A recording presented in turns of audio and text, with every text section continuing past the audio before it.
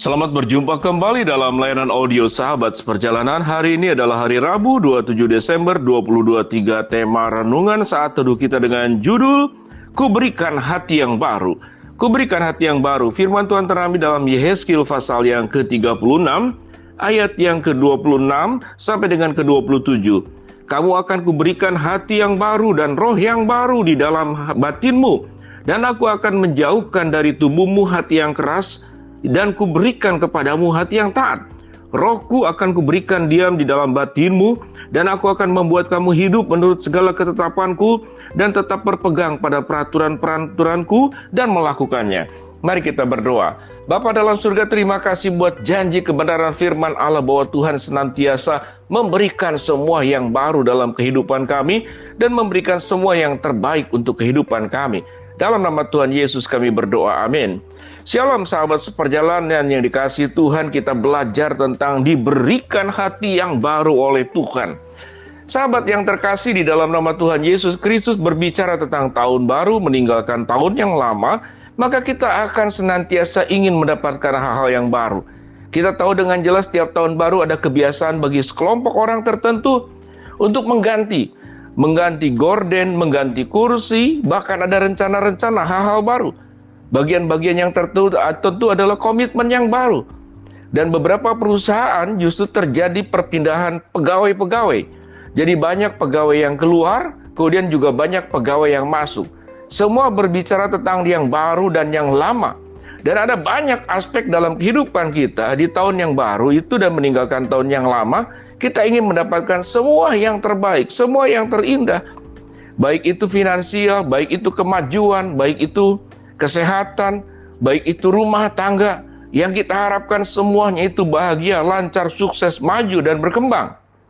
Tetapi bagian firman Tuhan yang kita baca dalam Yehezkiel pasal yang ke-36. Apa yang firman Tuhan janjikan? Yaitu aku akan memberikan kepadamu hati yang baru, roh yang baru.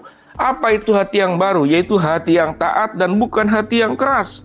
Apa itu roh yang baru? Roh yang diam di dalam batinmu, sehingga engkau hidup menurut ketetapan dan peraturanku. Itu yang terdapat pada ayat yang ke-26. Seberapa penting sesuatu yang baru dan mana urutan-urutan prioritas tentang hal-hal yang baru. Sewaktu kita punya iman yang masih sebagai anak-anak, maka yang dipikir adalah tentu biasanya itu barang. Kalau kita menjanjikan kepada anak kita yang masih sekolah, nanti kalau di tahun yang baru papa mama akan kasih iPhone. Kemudian iPhone-nya juga yang terbaru dan termahal. Semuanya bersukacita, semuanya senang. Kalau kita kemudian berdoa, ya Tuhan, di tahun baru saya dapat rumah baru, pekerjaan baru yang lebih baik, kehidupan yang lebih baik. Tetapi firman Tuhan mengatakan yang baru itu yang harus kita perjuangkan. Sebagaimana titah kebenaran firman Allah, yaitu kita punya hati yang baru dan roh yang baru. Apa yang dimaksud dengan hati yang baru? Yaitu hati yang taat dan bukan hati yang keras.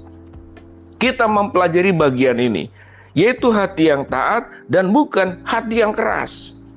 Rupanya hati yang keras itu adalah sebuah kehidupan yang membuat kita tetap hidup di dalam kehidupan yang lama. Karena hati yang keras berarti kita lebih taat kepada suara hati kita. Kita lebih taat kepada suara dunia. Kita lebih taat kepada suara kegelapan daripada suara Tuhan. Karena hati yang keras itu meninggalkan suara Tuhan. Dan hati yang taat itu adalah mendengar suara Tuhan.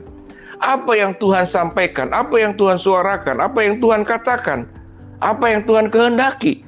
Maka kita proses yang paling dasar adalah mendengar suara Tuhan. Apa yang Tuhan inginkan, yang harus saya tinggalkan, hati keras seperti apa yang terdahulu. Mungkin karakter-karakter yang selama 1 tahun ini yang membuat orang tersakiti. Kita seringkali berkata-kata kasar, kita melakukan kekerasan verbal, kita melakukan kekerasan bahkan mungkin fisik, kita berlaku culas, kita berlaku curang, kita berlaku buruk, kita melakukan seluruh kehidupan di dalam kegelapan yang kita tahu dengan jelas itu adalah bentuk keras hati. Yaitu kita tetap melakukan sesuatu yang diperintahkan oleh Allah tidak boleh dilakukan. Yang diperintahkan Allah untuk ditinggalkan. Tapi kita tetap memegangnya. kita tetap melakukannya, dan bahkan kita tetap menikmatinya. Itu yang disebut dengan hati keras yang harus kita tinggalkan, dan kita harus punya yang disebut dengan hati yang taat. Lalu firman Tuhan katakan, aku akan memberikan roh yang baru, yang diam di dalam batinmu. Bagaimana roh yang baru itu? Yaitu roh yang menurut ketetapan dan peraturan-peraturan Tuhan. Menurut ketetapan dan peraturan-peraturan Tuhan. Kalau kita belajar, seringkali kita memberikan peraturan-peraturan buat diri sendiri. Apalagi kalau kita sebagai orang tua, sebagai ayah ibu, sebagai kakek dan nenek, oma opa. Kita punya sebuah kebiasaan, kita punya peraturan-peraturan, ketetapan-ketetapan yang orang lain harus taat dengan aturan, dengan cara kita, dengan budaya kita.